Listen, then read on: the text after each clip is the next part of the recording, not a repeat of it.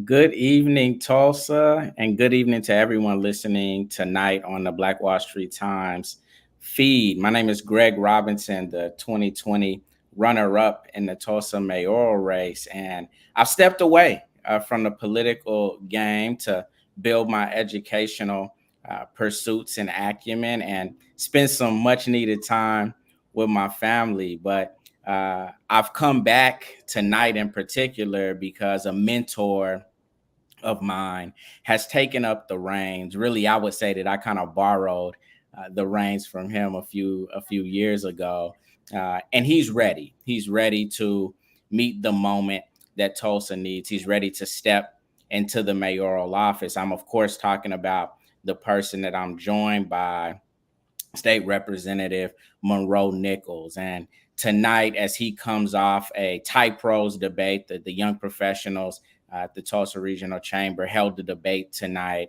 or forum at the Central Library. As he comes off of that, he was willing to join me for a few minutes, catch me up on the importance of this election. And also, as I always love to do, as you all know, I'm passionate about educate Tulsans on why this moment is in particularly so important. Before I start pounding him with questions, I want to be really clear. I'm on here because uh, I have one candidate that I'm supporting in this race, and it's always been that way for me. Truth be told, I did not plan to run in 2020. I plan to support and frankly probably manage this man's campaign. I could not get him to do that at that time, but certainly all good things come in time, and this is his time. And the reason that I am so confident in my support for Monroe has very little to do with his experience and policies and approaches, which I'm going to get to here in just a second, but much more to do with the man that Monroe Nichols is. I want to talk to you all about a few personal things for me. I mentioned that he was a mentor of mine. When I was just coming out of college, my first professional job was actually as an organizer on Kathy Taylor's mayoral campaign. Our political director on that campaign was Monroe Nichols. And if you can imagine a young man who wanted to impact the world through politics, being able to look up and see someone who I could identify with, someone who carried themselves professionally, had the trust of senior officials and leaders within this city, and someone who comported themselves with the utmost integrity and with the utmost ability. It was easy for me to latch on, and Monroe took me up under his wing. When I eventually did decide to run for mayor in 2020, that was a gut wrenching thing. I was very nervous. And I had many conversations with Monroe, not about fundraising dollars or policy, but more about how do I make it from day to day. I had no experience being a candidate, but he did, and he shared those moments with me in the midst of running his own campaigns, in the midst of having his own priorities. But most importantly, when I lost my mother a few years back, that was a moment that rocked me to my core, as it would, I think, anyone. Absolutely has changed my life, and the number of times that Monroe checked in on me to see how I was doing, to see what he could do, uh, I will never forget. As I made the decision to move really from politics and move in a different direction, again, thinking more about trying to start a family myself. And I'll talk about how great a father he is. As I've tried to advance myself academically, when I wanted to kind of get more involved in Monroe's campaign, he told me, frankly, no, I want you to focus on yourself. I want you to focus on your pursuits, and I'll be okay. And so that combination of things, I wanted you all to hear, because so much of politics, particularly right now in today's age, there's a lot of gamesmanship. There's a lot of we've honestly we've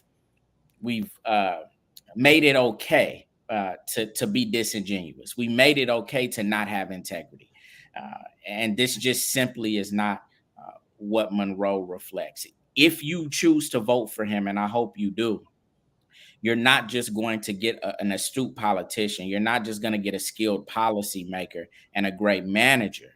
You're also going to get a great man of great integrity. So with that, Monroe, I want to give you my full-throated endorsement. Thank you for what you continue to do for me in my personal life and what you do for the city of Tulsa and the state of Oklahoma in your professional life. How are you doing?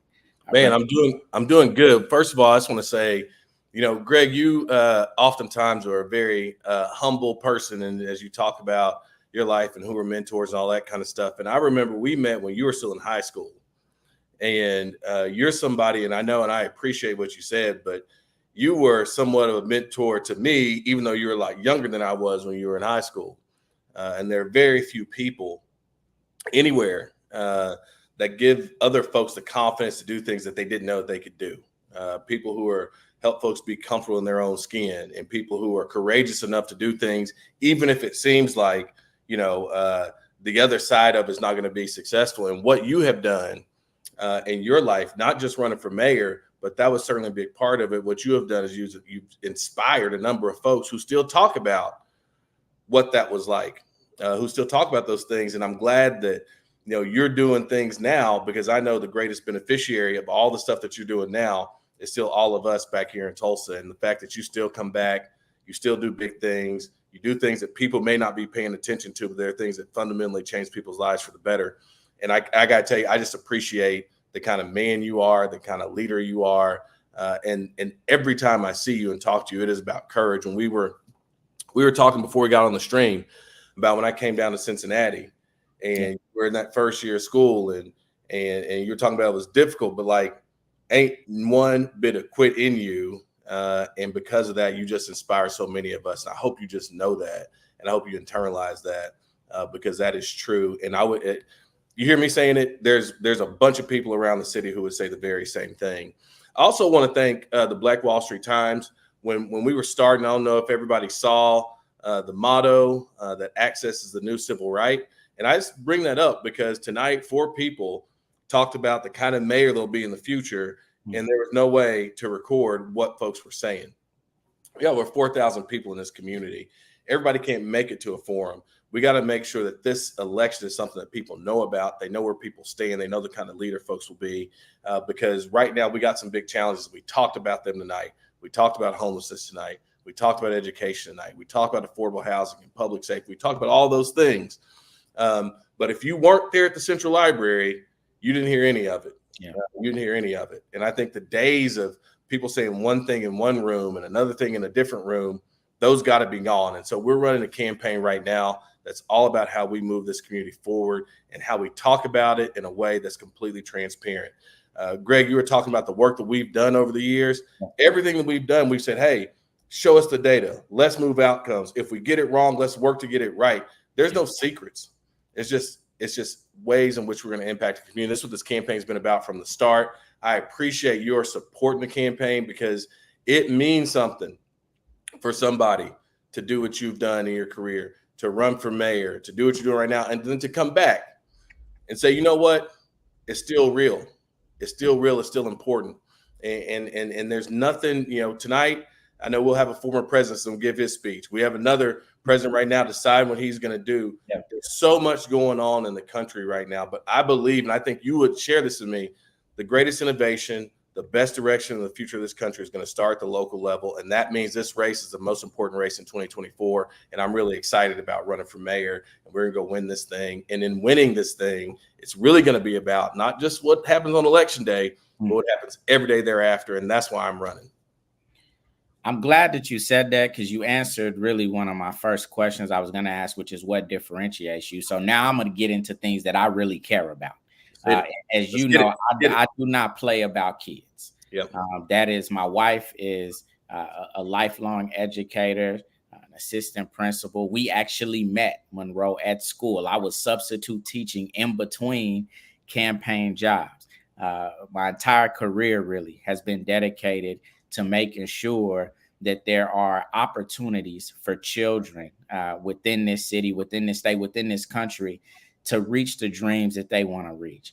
I know that that is something that you have dedicated yourself to, but I also know that every time the issue of education and of kids really comes up, it seems, and this is not just one candidate or another, it seems like every time the conversation comes up with mayoral candidates, the answer is sort of passive Yeah. or and not really direct in terms of the influence and the responsibility and impact that can be had from the mayoral's office on the state of education and the state of our kids. Can you please talk to us about how you look at this? How do you plan on addressing the state of education? How do you plan on centering children and their future as the next mayor of Tulsa?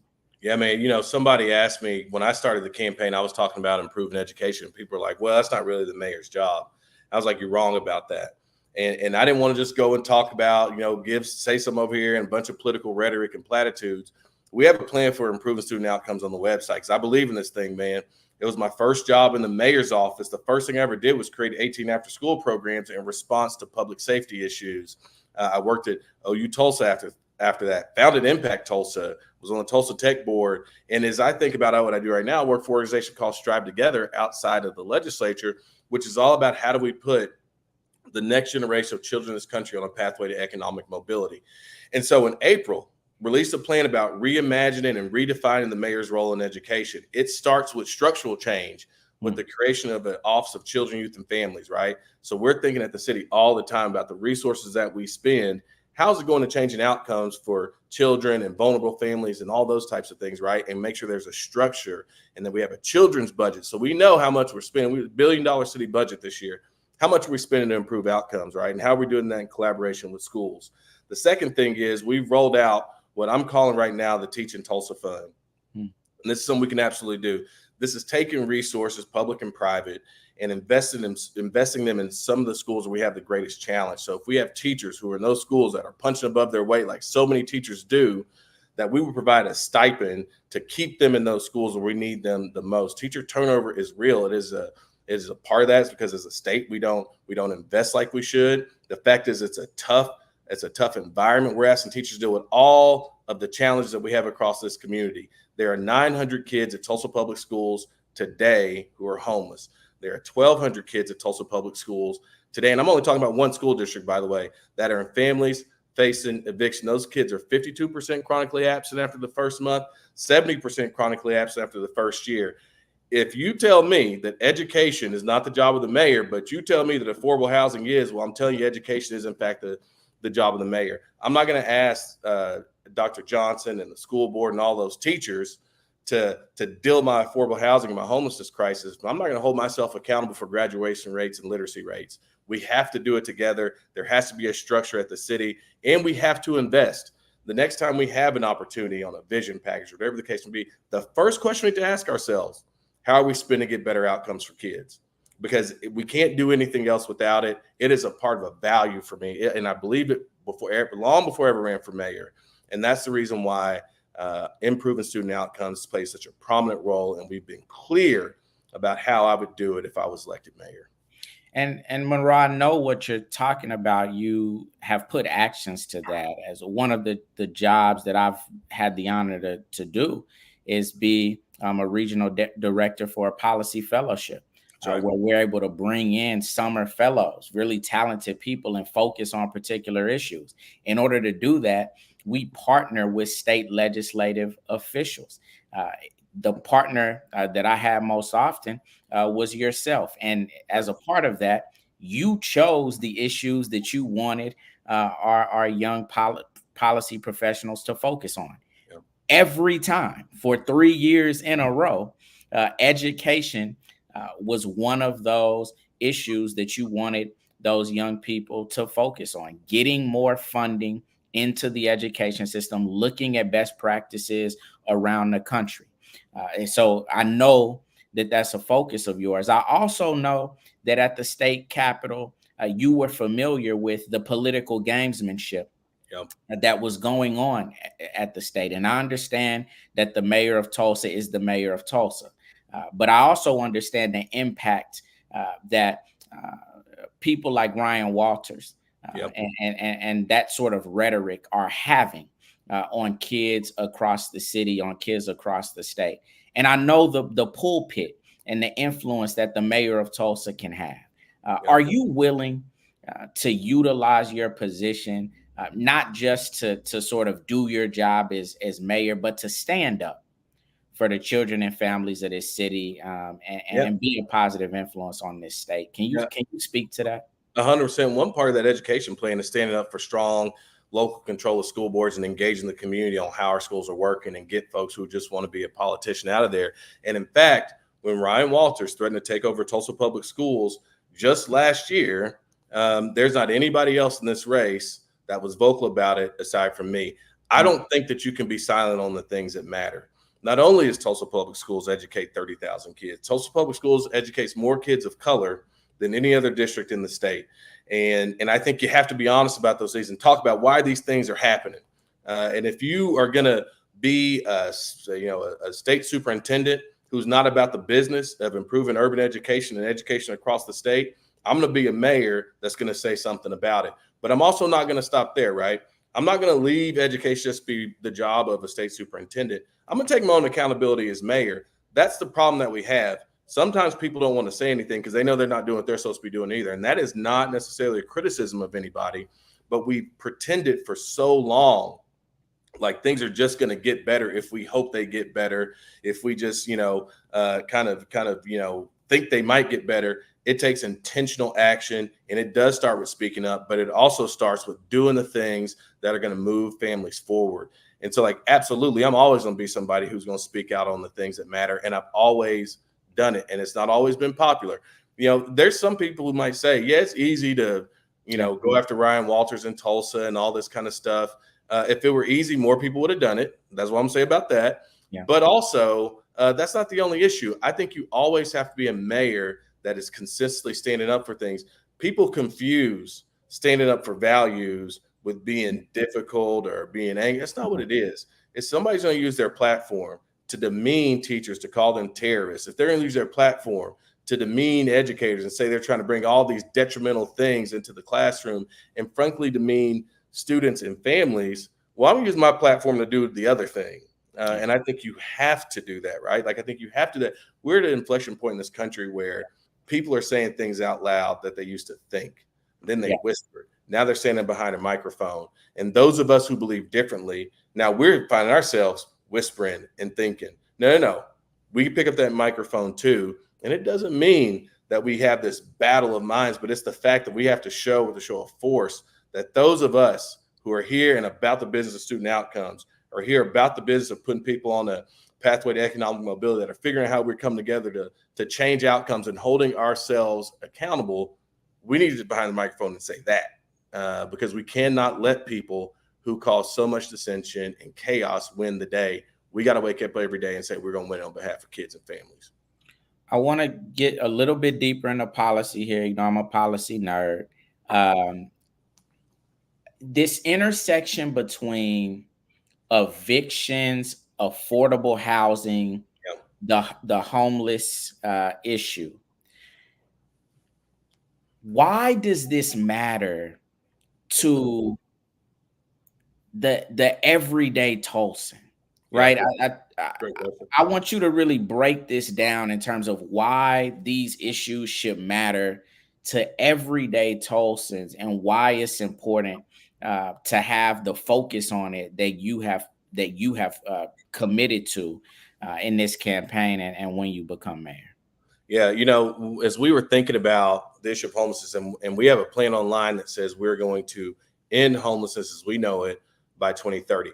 I think it's one of those things where you can't say we're going to address it or we're going to think about it or whatever. You have to put a line in the sand and say we're going to end it. And the reason why you have to do that, because there's a data metric associated with it. It's functional zero, which means homelessness is rare, brief, and non-recurring. And that's what you want to get to, right? It doesn't mean that there's not anybody who's on the street, but it means we have a system that allows for us to change outcomes. And that's what that means. And so that's the reason why, like, for me, I want people to hold me accountable. Did I get the job done? I don't want to be able to say, oh, yeah, Monroe cares about homelessness. You remember he had that press conference back in 25 and, he really cared about it. He cried and he beat on the thing.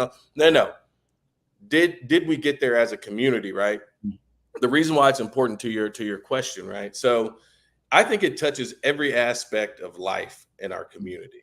I've already mentioned the education stats. So we already know we got homeless children, and that's in one school district, right? If I go to Union Public Schools, I'm going to see numbers over there that aren't too dissimilar as it relates to the size of the school district, right? So we know we got that. We think about public safety, our public safety challenge we have now. This does not mean that homeless people are inherently criminals. It means that when you have people out on the street, from a driving perspective, anything else, right? Like, things get a little more dangerous. It means that some people who might be dealing with a mental health issue, they may become somebody who kind of gets out of control because we didn't serve them appropriately, right? So it impacts us from a public safety standpoint. If we think about what it does to us from an economic standpoint, if we're going to be a community, if this is the only thing you care about is economics, right? Yeah. You tell me, if we bring a CEO who wants to bring a large scale business to Tulsa and they come downtown and they see the condition people are living with, is this going to be the city they're going to pick? I'm going to say probably not. And I've had people say, oh, well, Monroe, homelessness is all across the country. They got it in San Francisco and they got it in LA and they got it in New York. And I say, yeah, that's true. But San Francisco also has the Golden Gate Bridge and the ocean. New York also has all those. So we have to differentiate ourselves. And it starts with solving these challenges to reach that potential. So people who think that there's a shortcut to progress and making this an excellent city, there isn't. It's the hard work of dealing with challenges. We got to make sure this is not a place where kids sleep on the street. We got to make sure that we end the days of thousands of people sleeping on sidewalks and in alleys and under bridges. We got to end the days in which, as we think about building a vibrant city, what we are defined as is what people see, which isn't great. And then we have to change the lives of those people who are in that situation. I hear all the time, Greg, just real quick, I hear all the time, well, some people just want to be homeless. And there are some folks, I'm sure, where they feel that it's somewhat of a lifestyle, whatever the case may be, but the data does not back that up. The data does not back up that people just want to be homeless. The data backs up that there's a system that people can receive services. At least 85% of them take you up on it. Saying that some people want to be homeless, you know what that is? That is work avoidance. That is saying this is something we can't solve. So we're going to say they want to be homeless so we don't have to worry about it. We wash our hands of it. And the great thing about this issue, and this is the reason why I think we can get there, right? I absolutely think we got the plan and the vision to get there. But I also know there's some wonderful practitioners in this community working on this issue every single day. It is time they had a leader in the mayor's office. Yes. They'll say, we're going to hold ourselves accountable for it. I'm not leaving. I got a 16-year-old. Yeah. I'm not leaving this issue for him and his generation to solve. We're going to solve it right now. We're going to take care of this right now. Yeah. And I think that's the kind of attitude you have to have. You have to have a plan to do it. We have that plan because we can bring all some of these parts. Jeffrey Canada, I was at a deal with him one time, and Jeffrey Canada tells this story. So Jeffrey Canada started the Harlem Children's Zone. If people are familiar with him, very smart man, awesome dude. He got appointed, I think, to on the board of a cancer research facility in New York City. And so he gets there. The first question he asked them is, he said, we spent trillions of dollars on cancer.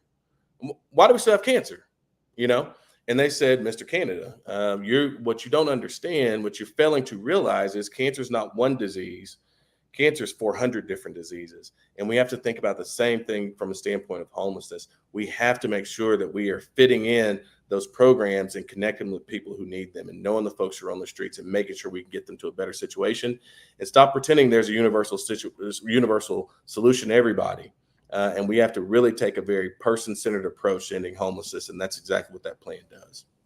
I'm glad you mentioned the practitioners that have been at work on this. I was able to have a little bit of time serving on the housing solution. Great people, man. Like they're working every day and they know these folks. They got to have a champion and a structure at City Hall to make it happen. Just wonder. I'm sorry to interrupt you, but no, please go ahead. People do have to know how hard folks in this community are working and working alongside of folks who are experiencing homelessness in this community. Folks are working their behinds off. We got to build a system so that we can change outcomes because they are putting in the work and we just got to finish the job. No, that's absolutely right, and you said it much better than I was going to say. So kudos to them. I've got two more things I want you to address. I do want to get into economics, Yeah. um, and this is personal to me. I know that I was seen as sort of an advocate, and I am. I'm an advocate for making Tulsa better. I'm an advocate for not making excuses about why we can't be the city that we say we want to be. I'm not going to apologize for that. But so many of our issues are tied to economic inequity. Yeah. And when I think about that, I don't just think about those on the least fortunate rung. I think about the affluent as well, and how to make it work for everybody. Can you talk to us about your economic approach? How are you going to continue to put Tulsa in a position where it is looked at as an economic driver here in the state of Oklahoma? Yeah, I mean, so my time at the Capitol, let's see, I probably voted at least 3 times, somewhere around in there, on $1 billion packages to bring companies to Northeast Oklahoma, and we've oftentimes missed out on those opportunities. There's a couple reasons why. I think obviously the political environment at times doesn't do us a whole lot of favors, right? But also we have this workforce challenge, and the fact that we got so many folks who have been locked out of the appropriate training or fell through the cracks. There weren't great ways to re-engage them. And you don't have to take my word for it. The equality indicators tell us that even when we look at economic opportunity, I think we score like a 41 or 43 out of 100 or something like that. And so from my standpoint, we have to get back to the basics and make sure that we're closing the gap between opportunities to advance and people who need those opportunities. I've represented House District 72 in the legislature for the last 8 years. And I remember when I was running, the unemployment rate in parts of my district was double and triple that, and than it was in other parts of the community. And it had been like that for a very, very long time. And if you overlay that, we have these gaps in opportunity that we have to address. The flashy, shiny stuff works really good, trying to lure companies here and all that kind of stuff. But the bottom line is our workforce is not where it needs to be. And so there's this part of this work we have to do in Tulsa that seems somewhat boring, right? It seems somewhat boring to talk about these things, but we have a structural problem here. And I guarantee you, if we lean into this education plan and improving student outcomes, I guarantee you if we curb homelessness, I guarantee if we get on top of this affordable housing challenge and frankly make sure that businesses all across this community are able to, benefit from the great things happening in this community, and people from all across this community are able to benefit from things in this community, we're going to be a lot better off. We have to stop thinking that because something happens good in East Tulsa or South Tulsa or West Tulsa or North Tulsa, that means that somebody else and somewhere else in part of town got to lose. Nobody has to lose. But we have to look at those numbers and what's going to set us apart. What I truly think is going to set us apart, if we can show companies that we have a great workforce, if you're going to take a risk as a business owner and you got people who can help you lean into it, we'll always be a partner of the city to make that kind of stuff happen. I'm really interested in figuring out ways in which we can use the public resources that we have to ensure that we're investing local. When I ran for the legislature, after I got elected, I had a bill my first year, and I worked with some folks in organized labor on it. And this bill said any capital project over $50,000 that the state was going to put out for bid, if somebody could prove that they were going to hire local, their bid could be 5% higher than the next lowest bid, and they could still get the job. The reason is because I want to curb out-of-state folks getting these big multi-million-dollar, billion-dollar jobs that we had from a capital improvement standpoint and keep that money at home. I get elected mayor, we'll be thinking just like that from a local hire standpoint to make sure that the resources that the taxpayers in Tulsa spend are going to go in the pockets of people who live here. And I guarantee you, we do that kind of stuff and shore up the workforce, we are certainly going to move this community forward. My last point here, again, is one that I heard a lot. Inexperience certainly was something that came up a lot with me, and I think fairly. Now you are a veteran state representative. You have worked in the mayor's office, but still, I listened to the tea leaves and I've heard the echoes. Now, We may have a conversation one day about why that is, but I want to give you an opportunity to just tell the people how you go about managing an office, how you would go about managing as the lead head executive of this city, and please put to bed any notions that you may be too inexperienced to manage the city of Tulsa from the seat of the mayor. Yeah, let me just start by saying this, and that happens a lot. And I also say one of the big blind spots a lot of people have is that saying that people don't have experience, so we don't talk to them. But that's the reason why we don't make progress. We don't think that lived experience matters, and what people have done is matters, and that's why citizens have lost a lot of faith in government institutions, because they're not listened to and people don't act on those things. And so I want to say, when people say you don't have experience, whatever the case may be, that's just them finding a different way to disqualify you. That is not based on anything, any actual fact. I think you have phenomenal experience when you ran for mayor.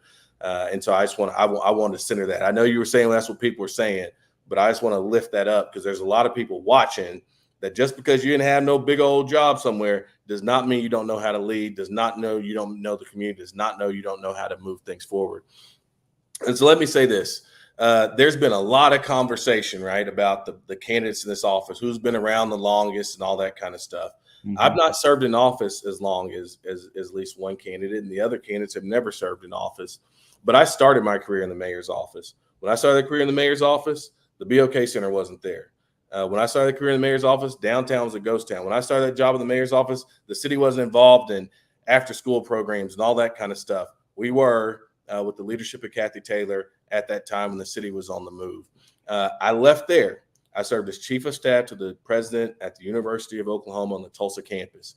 So there you go. You got city government sitting next to the mayor. Now you got higher education sitting next to the president. And I did that work. I left that job, worked at Career Tech. I managed all the economic development money for Northeast Oklahoma for the State Department of Career Tech, which is directly investing in workforce related issues here in Northeast Oklahoma. Came back, was at the chamber, ran the business retention expansion program for the Tulsa Regional Chamber. So every day working with private business on what they needed to stay in business here in Oklahoma, even in some challenging environments. After all that, started a nonprofit, co-founded a nonprofit called Impact Tulsa, and every day was working with leaders from the school districts, from businesses, and all that kind of stuff on how we brought all that together for the betterment of people here. I've been a legislator for 8 years. There's not anybody that has the most diverse experience, particularly when it comes to how you make institutions move in this race, than I do. I am ready to be mayor. I am prepared to be mayor. It is the reason why I'm the only person in this campaign that's been very transparent about how they would lead, because you don't have to guess. Some people say, oh, you'll find out when I get elected, and I got all these people I'm going to hire, and I'm going to do this, I'm going to do that. It's all a secret. There's no secrets here, because I am ready to lead. That's why we started early. That's why we've established ourselves as the most capable to be mayor. Some people may say, this person more or whatever, but sitting in one office for a long time is not experience. Let me get correct myself. It is experience. It's experience in one institution. And so you can see, if you got a question about what the mayor's going to look like, you had somebody showing you for 16 years what their administration is going to look like. Do you love it? Maybe you do. That's your persuasion. But what I'm saying is that when it comes to what it takes to move a city forward, it takes knowledge that goes beyond one institution. You got to understand how they all work, because the challenge of winning the next decade in Tulsa is a challenge that certainly sits at the seat of the mayor, but it does not end there. It's about how we're all coming together to do it. And I've proven over the years that I know how big institutions move, that I understand how to make them change. And we're going to do it at City Hall. And all of us together are going to make sure that this is the city that we put on the map. And I'd be remiss if I didn't say it. We're on the Black Wall Street Times. I think it's important to say, we win this race, Tulsa becomes the talk of the country. Most people know us, whether we like it or not. Most people know us because of the race massacre, who don't live here. Yeah. We win this deal. Tulsa begins to put on the map, and we make history. But not only do we make history in one race, but we prove to ourselves and everybody else that business as usual is over, and we are going to end homelessness, and we are going to improve student outcomes, and we are going to shore up our workforce, and we are going to make this the safest big city in the country, because now we're doing things differently than we did before. And the old things that used to hold us back no longer do. And I guarantee you, if we do that, we're on the move, man. We're going to get you back too, baby. Listen, I appreciate you, and I want to echo some things as we close out here. I know you've had a long night, but this is important to me. I ran because I wanted to make sure that I was always able to make good when I told people, hey, when you see something that needs to be done, you step out there and you do it. Ultimately, that is why I ran, because I could not allow for the opportunity to pass by when there was something that could be done to improve the city. Somebody had to step out there and do it. The thing that I've always pushed Tulsa to do, and the thing that I'm pushing you all listening and those that will listen to this recorded to do, is to have the courage to be the city that we say we want to be. That means Tulsa nice isn't enough all the time. Tulsa can be better.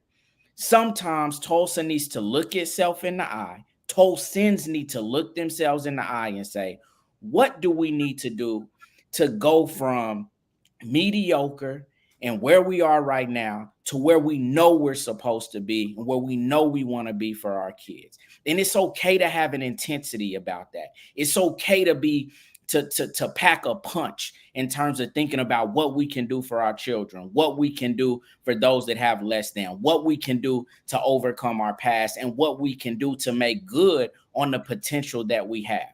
We don't have to do it in a laissez-faire way. We don't have to do it in a passive way. We can unite and be explicit about our values, because we, more than anybody else in this country, understand the damage that's caused when we don't, but the potential that is there if we ever do.